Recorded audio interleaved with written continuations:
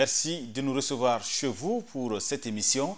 Je reçois pour vous Dr Tapsoba Sapangwende Jules. Il est économiste au Fonds monétaire international. Bienvenue sur ce plateau, docteur. Merci, Innocent Soulama. Il faut donc rassurer encore aux Burkinabés que vous êtes Burkinabé, travaillant effectivement donc, dans cette grande institution financière. Bel et bien burkinabé, donc Tapsoba Sapangwende, comme mon nom l'indique, Strem aussi. Alors, nous sommes effectivement économistes au Fonds monétaire international, docteur de formation, comme vous l'avez si bien mentionné, docteur en économie du développement. Et notre parcours, comme vous le demandez, on a aussi été professeur en France, à l'Université d'Auvergne, professeur adjoint pendant quelques années. On a aussi travaillé pour le Trésor français sur les questions de négociation G20, les questions africaines, la France. Et également, on a fait quelques passages à l'UEMOA et aux Nations Unies. Et depuis quelques années, nous sommes économistes au Fonds monétaire international sur les pays africains, les pays asiatiques et aussi les pays européens. Bien que vous soyez justement donc dans cette grande institution financière, vous participez aussi au développement donc, du Burkina à travers donc, des analyses. Vous êtes membre justement donc, du CAP Développement. Le CAP Développement, c'est le Centre d'analyse des politiques publiques pour le développement. Tout à fait.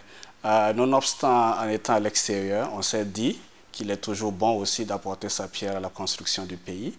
Et des jeunes Burkinabés ont décidé de créer cette force de proposition qu'est CAP Développement et de réunir des experts, des praticiens qui sont assez posés dans leur domaine et afin de constituer un groupe de production intellectuelle de force de proposition aux gouvernants. Donc nous avons jugé bon aussi de participer à cela et nous faisons partie du conseil scientifique. Et voilà, c'est ça l'initiative et que c'est notre pierre à la construction du pays. L'objectif, en deux mots, de CAP Développement, qu'est-ce que vous pouvez dire aux téléspectateurs? Bien entendu. CAP Développement, c'est une initiative très simple, c'est-à-dire des jeunes burkinabés qui travaillent dans l'administration, qui travaillent dans les universités ont décidé de se mettre en commun pour produire des propositions alternatives endogènes à la burkinabé. Quelles seraient les pistes de développement, quels devraient être les modèles de développement, quelles devraient être les priorités qu'on devrait suivre pour remettre le pays sur un sentier de croissance durable et inclusive qui bénéficie à tous. Alors justement donc, pour pouvoir faire donc ce travail-là, on a donc un regard sur notre économie. Quel est justement donc ce regard que vous, docteur Tapsoba, portez sur l'économie burkinabé? Merci pour cette question, parce que l'économie burkinabé, pour un économiste burkinabé, c'est un terrain d'analyse très très intéressant. Alors, qu'est-ce que je peux dire sur l'économie burkinabé? Deux visions. La première, c'est une économie à potentiel, fort potentiel, formidable potentiel, le Burkina Faso. Nous avons les hommes, nous avons le positionnement géographique au carrefour de l'Afrique de l'Ouest, et nous avons les matières premières pour cela. En même temps, c'est une économie à handicap structurel, à difficulté. Comme on le sait, Burkina Faso est dépendant des chocs climatiques, dépendant des matières premières avec les aléas des cours mondiaux, dépendant des chocs intérieurs, comme nous l'avons vu récemment avec l'insurrection populaire du 31 octobre, et également dépendant de l'aide extérieure.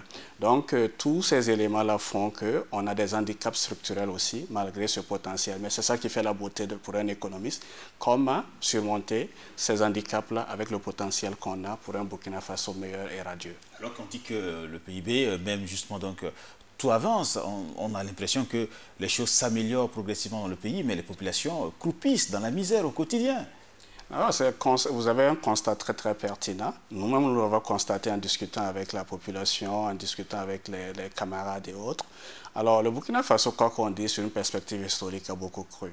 Si on prend le PIB par tête dans les années 60 et aujourd'hui, multiplication presque plus de 10 fois le PIB originel. Ce n'est pas une satisfaction. On a beaucoup cru, on est beaucoup bien vu dans la région. Mais c'est par rapport à quel objectif? Pour un Burkina Faso meilleur, on a besoin de partager plus la croissance. Le problème du Burkina Faso, ce n'est pas tant la croissance qu'on crée, bien qu'on en a besoin plus, mais c'est aussi comment la rendre plus inclusive, plus équitable, comment amener plusieurs personnes dans le même train. Parce que là, on a l'impression qu'il y a les têtes de pont qui étirent l'économie et qu'il y a d'autres qui sont à la traîne. C'est ça le grand problème que nous voyons pour le Burkina Faso. Et c'est ça ce sont ces éléments-là qui vont chercher à résoudre dans le temps en termes de politique économique. Pour certains analystes, en 2014, voire même 2015, se présentent ou sont présentés comme des années difficiles pour le Burkina. Oui. Très juste comme constat de ces analystes-là, et comme vous le savez tous et tout le monde le sait, 2014 a été une année charnière pour le Burkina Faso. Voilà un pays qui, depuis 2000, qui engrange des croissances au-delà de 5%, formidable croissance pour un pays pauvre. Et là, il y a eu un coup d'arrêt avec les événements dont on a connu en octobre.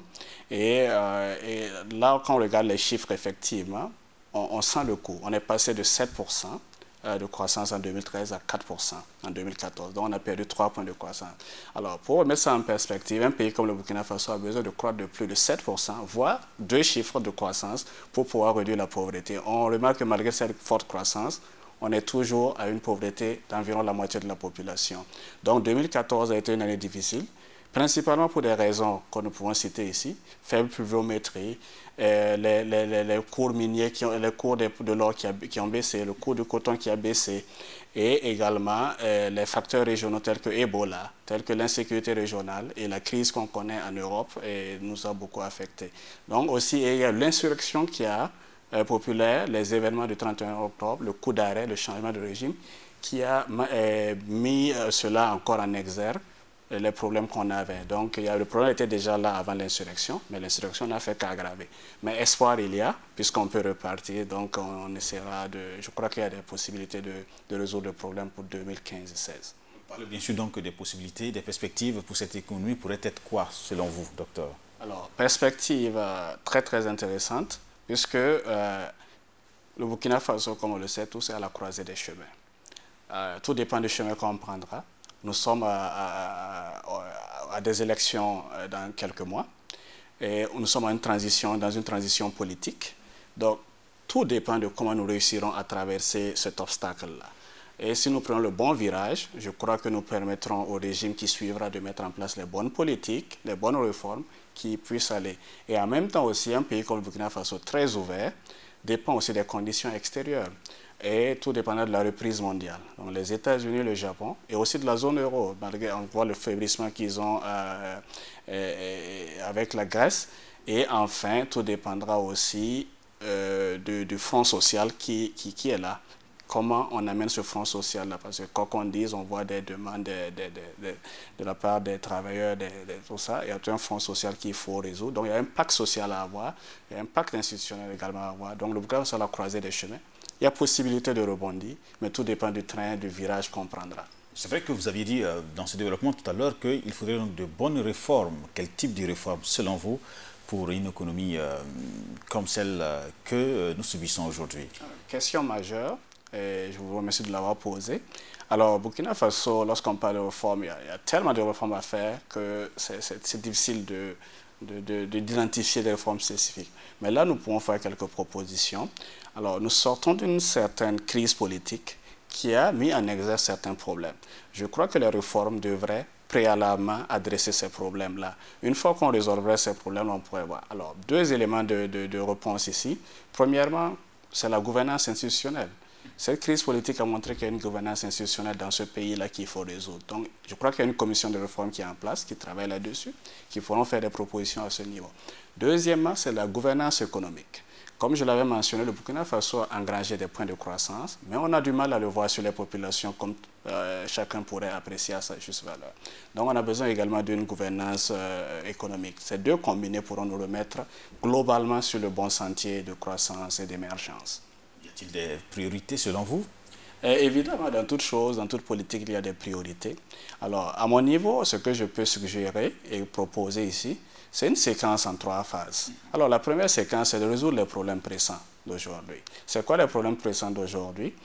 C'est ce que tout citoyen lambda vit actuellement. Alors, je peux commencer par le problème de front social, d'autorité de l'État qu'il faut restaurer. On vient d'un changement de régime, on vient d'une crise politique. Comment restaurer l'autorité de l'État? Sans ordre, sans bonne institution, il n'y a pas de possibilité de mettre en place une bonne politique économique. Donc la priorité pour nous, comme proposition, c'est que le prochain régime qui est en place tente de restaurer l'ordre public, enfin pas l'ordre public, mais l'autorité de l'État. Et deuxième élément, c'est les questions d'énergie. On vit tous à Ouagadougou ici, ou à Bobo-Dioulasso, d'autres grandes villes, ou même dans les régions rurales. D'abord, l'offre ne suffit pas. En même temps, l'offre qui existe n'est pas de qualité puisqu'on vit les délestages et autres. Donc, il faudrait résoudre ça le plus rapidement possible. Le troisième élément, le problème d'eau, l'accès à l'eau. C'est un problème. Il y a des quartiers de Ouagadougou, il y a des quartiers de Burkina Faso qui n'ont pas accès à l'eau à certains moments. Donc ça, c'est un problème à résoudre. Je veux dire, l'offre existante peut améliorer la qualité. Et enfin, nous avons les problèmes de jeunesse ici, le problème d'emploi. Comment remettre cette jeunesse à l'emploi, au niveau du marché du travail? L'instruction nous a montré que c'est véritablement ça le fond du problème, le problème économique des jeunes. Donc il faudrait y penser. Et à mon avis, le dernier élément que je peux ajouter à cette liste-là, et que nous observons, c'est le problème foncier. Je crois qu'il y a un véritable problème foncier qui prend à l'horizon. Peut-être les textes sont déjà adoptés à ce que je sache, mais il faudrait que nos gouvernants dans le futur y regardent de plus près, tant au niveau rural qu'au niveau urbain. Il y a vraiment tellement de problèmes fonciers. Voilà. Tout à l'heure, vous parlez donc de la question donc, de l'emploi, l'accès donc des jeunes à l'emploi. Dans un contexte comme le Burkina, vous avez un code du travail contesté par les syndicats des travailleurs, alors que c'est un code qui avait été félicité en 2009, ce qui faisait donc du Burkina le premier pays réformateur au monde, selon le rapport du Young Business. Comment est-ce qu'on arrive à cette situation pour un pays comme le nôtre? Oui, merci d'avoir posé cette question. Effectivement, nous avons adopté un code du travail en 2009 dans les standards internationaux. Alors, le problème de Burkina Faso est le suivant. On a besoin de développement. On a besoin d'une certaine flexibilité sur le marché du travail. On a besoin d'attirer les capitaux. Alors, trop de rigidité peut empêcher les capitaux privés de venir. En même temps, il faut trouver un système pour protéger les travailleurs. Donc, je comprends effectivement ces relents, ces demandes, mais en même temps, en tant qu'économiste de développement, nous voyons aussi les perspectives de développement d'attractivité pour le Burkina Faso, comment attirer les capitaux extérieurs qui nous permet, ou comment booster l'investissement intérieur. Donc, je me dis, une proposition serait peut-être pour le gouvernement de voir comment on peut instaurer des filets sociaux, comment on peut protéger plus le travailleur pour plus de sécurité. Car qui dit plus de sécurité pour le travail dit plus d'épargne dit plus d'investissement. Et c'est ça vraiment l'étape charnière à laquelle on est. Les textes existent, même si elles sont meilleures, ça n'empêche pas un besoin de relecture si nous trouvons que cela ne convient pas. Tout texte doit s'adapter au contexte national premièrement. Pas pour faire plaisir à l'extérieur, mais d'abord faire plaisir ou satisfaire les demandes locales, tout en préservant, et ça je le mentionne bien, un pays comme le Burkina Faso, enclavé comme nous sommes, on ne peut pas se permettre d'être endogène. Il faut qu'on s'ouvre, il faut qu'on ait les capitaux extérieurs. Donc voilà un peu ma réponse à ce niveau. Il nous reste juste quelques minutes, peut-être deux, pour terminer cette émission. Vous êtes donc expert donc, au Fonds monétaire international, FMI. Quel est donc le regard que l'on porte sur notre pays dans cette institution? Un pays pauvre, endetté, mesquin, ou un pays que l'on dit bon élève justement donc de ce fonds, de cette institution? Ok, merci pour cette question. Pour répondre à ça, très simplement, je pense que le Burkina Faso est très bien vu. C'est nous, par contre, au niveau local, qui avons une image un peu minorée de notre pays. Mais à l'extérieur, de ce qu'on peut dire, de nos différentes missions, de nos différentes interactions avec les collègues, le Burkina Faso est très bien vu. C'est un pays sur lequel des collègues veulent travailler. Et le Burkina Faso, il faut encore remettre tout cela en perspective. On était parmi les meilleures économies de la région jusqu'à ce qu'on ait une crise. Donc, à mon avis, le Burkina Faso est un pays à potentiel. On a tout. Et on est très... au niveau administratif, on a les structures, on a l'élite qu'il faut. On a les handicaps qu'on dit. Mais de mon point de vue et de mes échanges au niveau de l'institution, ce n'est que des retours positifs. Heureusement qu'il y a tant à faire. Sinon, que ferait le FMI pour le Burkina Faso s'il n'y a pas tant à faire? Donc il y a du chemin et je crois que toute économie s'aimerait bien travailler sur un pays comme le Burkina Faso. On n'est pas pauvre. Il faut changer la dynamique de vision. Soyons optimistes. Certes, on est pauvre monétairement, mais on a un potentiel formidable qu'il faut mettre en exergue et développer. Et merci. Ça. Merci Docteur à vous. Tapsoba. Merci. Vous êtes donc Docteur Tapsoba Sapin-Wende Jules. Vous êtes donc expert donc, au Fonds monétaire international et puis aussi membre donc, de CAP Développement. Exactement, membre de CAP Développement et économiste au FMI. Merci à vous. Merci également à vous, téléspectateurs, de nous avoir suivis pour ce temps d'antenne. Portez-vous très bien sur Burkina Info. Au revoir.